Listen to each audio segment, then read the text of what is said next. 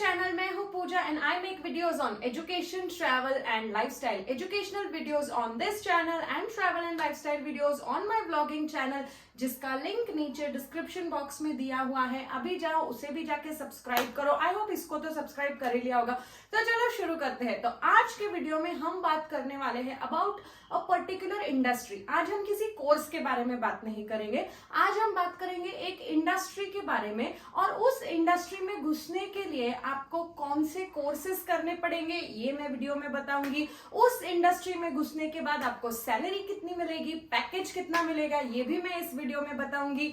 तो चलो आज का वीडियो शुरू करते हैं. तो आज के वीडियो में हम जिस इंडस्ट्री के बारे में डिस्कस करने वाले हैं उस इंडस्ट्री का नाम है कॉर्पोरेट फाइनेंस. तो मेरे हिसाब से मेजॉरिटी लोग जो फाइनेंस फील्ड में आते हैं वो इसी इंडस्ट्री में घुसने के लिए आते हैं. क्यों? क्योंकि इस इंडस्ट्री में पैसा जो है वो काफी ज्यादा अच्छा है, पैकेजेस काफी ज्यादा तगड़े होते हैं. सिर्फ पैकेजेस ही नहीं, जो नेचर ऑफ वर्क होता है इस इंडस्ट्री में वो काफी ज्यादा चैलेंजिंग होता है. आपके एनालिटिकल स्किल्स यूज करने पड़ते हैं. आपको वही रोज एक रूटीन काम करना है, कंप्यूटर के सामने आके बैठना है, वैसा काम यहाँ पे नहीं होता है. तो इसीलिए मेजॉरिटी लोग जो फाइनेंस फील्ड में घुसते हैं उनको कॉर्पोरेट फाइनेंस इसी इंडस्ट्री में एंट्री चाहिए. मैम आपने बताया कि जो नेचर ऑफ वर्क है वो काफी ज्यादा चैलेंजिंग होता है कॉर्पोरेट फाइनेंस फील्ड में. तो हमें बताइए कि क्या होता है नेचर ऑफ वर्क. अब आखिरकार कॉर्पोरेट फाइनेंस इंडस्ट्री में घुसने के बाद काम क्या करना पड़ता है. तो कॉर्पोरेट फाइनेंस फील्ड में घुसने के बाद हमें क्या काम करना पड़ता है ये समझने के लिए हमें समझना पड़ेगा फाइनेंस डिपार्टमेंट को.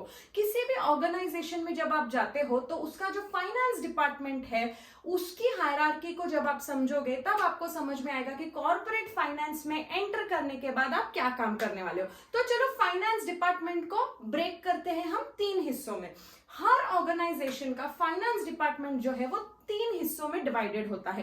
पहला है अकाउंटिंग, दूसरा है ट्रेजरी और तीसरा है प्लानिंग एंड स्ट्रेटेजी मेकिंग. तो सबसे पहले देखते हैं कि अकाउंटिंग डिपार्टमेंट के लोग क्या काम करते हैं. तो अकाउंटिंग डिपार्टमेंट के लोग साल भर ट्रांजैक्शंस को रिकॉर्ड करते हैं. सेल्स हुआ, चलो टैली खोलो या जो भी अकाउंटिंग सॉफ्टवेयर है उसको खोलो, सेल्स की एंट्री कर दो. परचेस हुआ, चलो टैली खोलो, परचेस की एंट्री कर दो. सैलरीज पे की एम्प्लॉइज को, चलो एंट्री कर दो. तो साल भर वो क्या करते हैं, जो अकाउंटिंग ट्रांजैक्शंस है उनको एक सॉफ्टवेयर में, अकाउंटिंग सॉफ्टवेयर में रिकॉर्ड करते हैं. साल भर वो और एक काम करते हैं, लीगल कंप्लायंसेस का ध्यान देते हैं कि ये ट्रांजैक्शंस रिकॉर्ड करते टाइम क्या इनकम टैक्स एक्ट फॉलो हो रहा है, क्या कंपनीज एक्ट फॉलो हो रहा है, IFRS फॉलो हो रहा है, गैप फॉलो हो रहा है, इन सब का ध्यान रखते हैं. उसके बाद साल के आखिर में क्या करते हैं, फाइनेंशियल स्टेटमेंट्स बनाते हैं. फाइनेंशियल स्टेटमेंट्स यानी क्या, balance sheet, P&L, cash flow statements, ये सारी चीजें बनाते हैं. उसके बाद ये सब हो जाने के बाद CA के साथ बैठ के इनकम टैक्स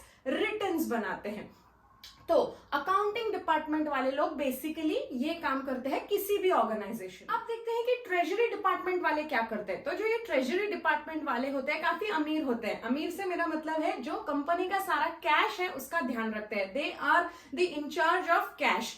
फिर कैश की फ्यूचर में क्या रिक्वायरमेंट है वो प्रेडिक्ट करते हैं. अगर कैश ज्यादा है तो शॉर्ट टर्म इन्वेस्टमेंट्स भी प्लान करते हैं. अगर कैश कम है तो शॉर्ट टर्म लोन्स लेने चाहिए या नहीं उसकी प्लानिंग करते हैं. तो इन शॉर्ट सारा कैश से रिलेटेड जो भी काम करते हैं वो होते हैं ट्रेजरी डिपार्टमेंट वाले. बात करते हैं सबसे इंपॉर्टेंट डिपार्टमेंट के बारे में जिसका नाम है प्लानिंग एंड स्ट्रेटेजी मेकिंग. तो कंपनी के जो बड़े बड़े इंपॉर्टेंट डिसीजंस होते हैं वो इसी डिपार्टमेंट में बैठे हुए लोगों के द्वारा लिए जाते हैं. इंपॉर्टेंट डिसीजंस यानी कैपिटल बजटिंग डिसीजंस, किसी पर्टिकुलर प्रोजेक्ट में इन्वेस्ट करना चाहिए या नहीं करना चाहिए, कोई न्यू प्रोडक्ट लॉन्च करना चाहिए या नहीं करना चाहिए, कोई लॉस मेकिंग यूनिट अगर है तो उसे सेल आउट कर देना चाहिए या नहीं करना चाहिए, कोई लॉस मेकिंग प्रोडक्ट अगर है उसे बंद कर देना चाहिए या कंटिन्यू रखना चाहिए, डिविडेंड देना चाहिए या नहीं, अगर देना चाहिए तो कितना देना चाहिए. फोरकास्ट, जो कंपनी के जो फोरकास्ट होते हैं, फोरकास्ट यानी आने वाले 5 सालों में कंपनी का टर्नओवर क्या होगा, प्रॉफिट क्या होगा,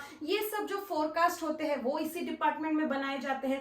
कंपैरेटिव एनालिसिस यानी हमने जो फोरकास्ट किया था, एस्टिमेट जो किया था और एक्चुअल जो हुआ उसका जो डिफरेंस है वो ये लोग फाइंड आउट करते हैं और उस डिफरेंस के रीजंस ढूंढते हैं कि क्यों ये डिफरेंस आया, तो ये जो सारे इंपॉर्टेंट बड़े बड़े डिसीजंस है, हाँ इनमें एक और इंपॉर्टेंट बड़ा डिसीजन है, अगर कंपनी को पैसों की जरूरत है तो डेट इशू करना चाहिए या इक्विटी इशू करना चाहिए, यानी डिबेंचर्स इशू करने चाहिए या इक्विटी शेयर्स इशू करने चाहिए। और हाँ, शार्क टैंक इंडिया में अपना प्रोजेक्ट लेके जाना चाहिए या नहीं, ये डिसीजन भी इसी डिपार्टमेंट में लिया जाता है। ओके मैम, ये तो समझ गया कि हर ऑर्गेनाइजेशन में फाइनेंस डिपार्टमेंट में ये 3 डिपार्टमेंट्स होते हैं, पर अगर मैं कॉर्पोरेट फाइनेंस इस इंडस्ट्री में घुसता हूं तो मैं इन तीनों में से कौन से डिपार्टमेंट में काम करूंगा? तो अगर आप कॉर्पोरेट फाइनेंस इस इंडस्ट्री में जाते हो तो इन तीनों डिपार्टमेंट्स में से आप ये लास्ट वाला जो सबसे इंपॉर्टेंट डिपार्टमेंट है, प्लानिंग एंड स्ट्रेटेजी मेकिंग, इस डिपार्टमेंट में आप काम करोगे। तो आपको बेसिकली ये समझ में आ गया कि कॉर्पोरेट फाइनेंस इस इंडस्ट्री में घुसने के बाद आपका नेचर ऑफ वर्क क्या होगा। कुछ भी करना है तो वो करने से पहले हमें ये सोचना चाहिए कि वो क्यों करना है, उसका एंड गोल क्या होगा। कॉर्पोरेट फाइनेंस इस इंडस्ट्री का गोल होता है to maximise share holders wealth. तो शेयर होल्डर्स की वेल्थ बढ़ाने के लिए जो सारे काम करने होते हैं वो कॉर्पोरेट फाइनेंस इस इंडस्ट्री में किए जाते हैं। तो इन सारी बातों को एक साथ मिला के अगर मैं आपको बताऊं कि कॉर्पोरेट फाइनेंस के लोग क्या करते हैं, तो बेसिकली वो 2 टाइप के डिसीजंस लेते हैं कंपनी के लिए। पहला होता है फाइनेंसिंग डिसीजंस और दूसरा होता है इन्वेस्टिंग डिसीजंस। फाइनेंसिंग डिसीजंस यानी कंपनी को अगर पैसों की जरूरत है तो कहां से पैसा उठाना है, तो बेसिकली यहाँ पे चीपेस्ट सोर्स उनको सिलेक्ट करना पड़ता है, सिलेक्ट करना चाहिए उन्होंने। और इन्वेस्टिंग डिसीजंस यानी अगर कंपनी के पास पैसा एक्सेस में है तो वो कहाँ पे इन्वेस्ट करना है, ऐसी जगह पे जहां पे मैक्सिमम रिटर्न ऑन इन्वेस्टमेंट मिलेगा। तो बेसिकली जो कॉर्पोरेट फाइनेंस में होते हैं वो ये 2 डिसीजंस लेते हैं साल भर कंपनी के लिए। तो अब अगर इस इंडस्ट्री में घुसना है तो स्किल्स क्या क्या चाहिए, काम क्या करना है वो आपको समझ में आ गया, तो स्किल्स भी आपको समझ में आ गए होंगे। ये जो इतने बड़े बड़े स्ट्रेटेजीज बनानी होती है उसके लिए आपके एनालिटिकल स्किल्स बहुत ही ज्यादा अच्छे चाहिए, फाइनेंशियल एनालिटिकल स्किल्स बहुत ज्यादा अच्छे चाहिए। अगर आपने आपके सिलेबस में कैपिटल बजटिंग पढ़ा है तो आपको पता होगा कि कौन से फॉर्मूलाज यूज किए जाते हैं वगैरह, वो सब आपका बहुत अच्छा चाहिए नॉलेज। सेकेंड बेसिक है अकाउंटिंग नॉलेज आपका अच्छा चाहिए, आपको balance sheet, P&L, cash flow statements ये सब रीड करते आने चाहिए। थर्ड, टैक्सेशन में आप अच्छे होने चाहिए, यानी करंट टैक्स सिचुएशन क्या है कंट्री की, जो भी बिजनेस डिसीजंस हो गए उस पर टैक्स का इम्पैक्ट क्या होगा, तो ये सब का नॉलेज आपको बहुत ही अच्छा चाहिए। मैनेजमेंट में आप अच्छे होने चाहिए क्योंकि आपको आपके नीचे दिए हुए लोगों से पूरी टीम को अच्छे से मैनेज अगर आपने किया तो ही आपने जो डिसीजन लिया है वो फ्रूटफुल होगा ऑर्गेनाइजेशन के लिए। जनरल अवेयरनेस आपको चाहिए, जनरल अवेयरनेस यानी इंटरेस्ट रेट्स क्या चल रहे हैं, इकोनॉमिक पॉलिसीज क्या क्या है, इनके बारे में भी आपको अवेयरनेस होनी चाहिए क्योंकि जो आप डिसीजन लेंगे तो ये सब चीजों का भी इम्पैक्ट उस पर पड़ेगा। ओके मैम, मुझे जाना है, मुझे इस इंडस्ट्री में जाना है, तो मुझे ये बताओ कि मैं कौन सा कोर्स करूं। तो जो प्रेफर्ड कोर्सेज है जिनको इस इंडस्ट्री में लिया जाता है, प्रेफर्ड ऐसे 3 कोर्सेज है। सबसे पहला है CFA, चार्टर्ड फाइनेंशियल एनालिस्ट, दूसरा है CA, चार्टर्ड अकाउंटेंसी, और तीसरा है MBA in finance, preferably from a good college, नहीं भी तो भी MBA in finance is preferred for this industry. अब मैम मुद्दे की बात पे आ जाओ कि ठीक है इतनी सारी पढ़ाई कर लेंगे, सब कर लेंगे, पर इस इंडस्ट्री में जाने के बाद पैसा कितना कमाएंगे। तो देखो पैसा जो है, सैलरी जो है वो, मेरा आप कोई भी वीडियो उठा के देख लो, मैं उसमें कॉमन चीज बताती हूँ सैलरी के लिए, वो मैं बाद में बताऊंगी, बट पहले आपको फिगर बता देती हूँ। ग्लासडोर ये जो वेबसाइट है वहां से मैंने ये फिगर उठाया, तो इस फील्ड में मिनिमम पे जो है, मिनिमम कम से कम है 5 to 6 lakhs पर एनम, और मैक्सिमम जो दिया गया है वो है 25 to 30 lakhs पर एनम। ये जो उन्होंने डेटा दिया है ये उन्होंने एक्चुअल जो भी दिया जाता है कंपनीज में उसका उन्होंने एवरेज निकाल के ये डेटा आपके सामने प्रोवाइड किया है। तो minimum 5 to 6 lakhs, maximum 25 to 30 lakhs। अब जो इंपॉर्टेंट बातें हैं सैलरी इस कॉन्सेप्ट को लेके, वो है आपका एनालिटिकल स्किल्स पे डिपेंड करता है।